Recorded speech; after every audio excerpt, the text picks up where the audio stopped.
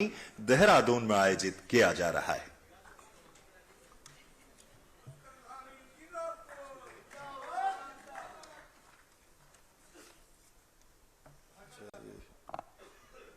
भारत माता की,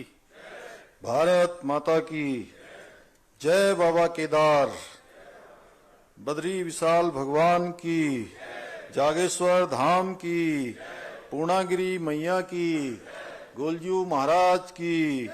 धारी मैया की, गंगा मैया की, यमुना मैया की, देवभूमि उत्तराखंड की।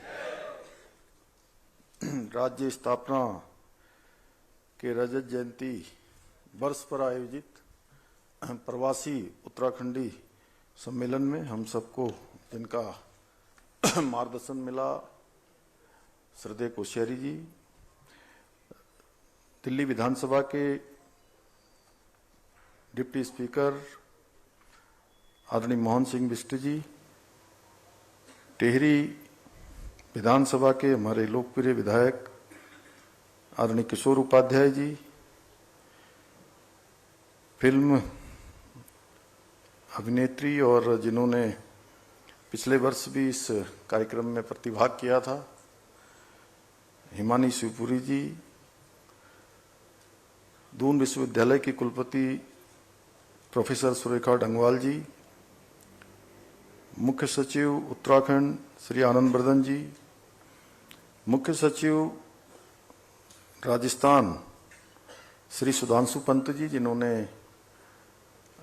अनवरत रूप से क्रम को तोड़ा नहीं और इस वर्ष भी समय निकालकर हम सबके बीच में इस कार्यक्रम में प्रतिभाग किया है।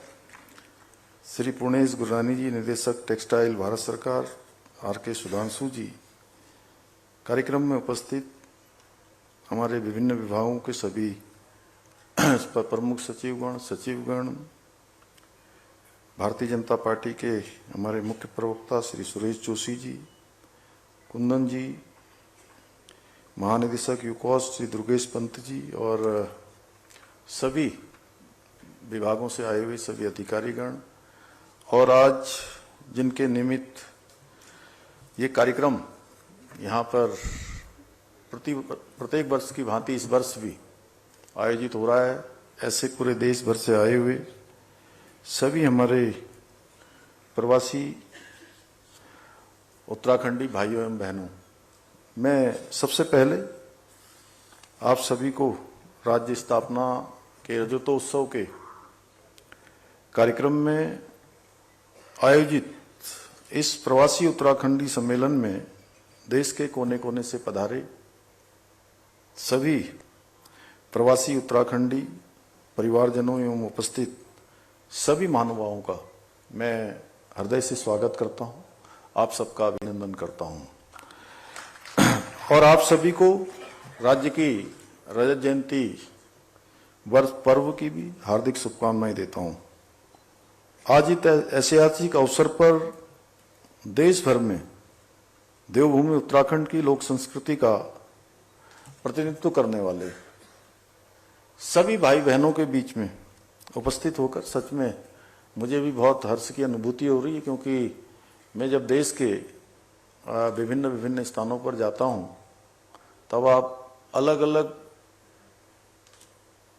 ग्रुपों में या अलग अलग समूहों में मुझे मिलते हैं, लेकिन यहाँ पर एक बड़ा सम्मेलन जो हो रहा है, ऐसा लग रहा है कि सारी धाराएं मिलकर एक स्थान पर एकत्र हो गई हैं। आप लोगों ने अपने राज्य से दूर रहकर भी उत्तराखंड की जो समृद्ध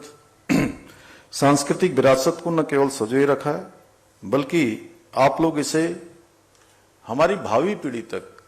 नई पीढ़ी तक पहुंचाने का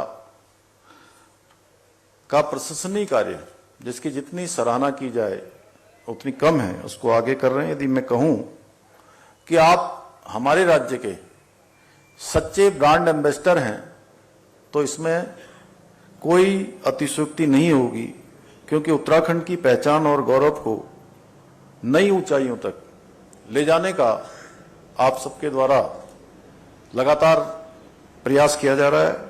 भाइयों बहन, देवभूमि उत्तराखंड की संस्कृति की अपनी एक विशिष्ट पहचान है।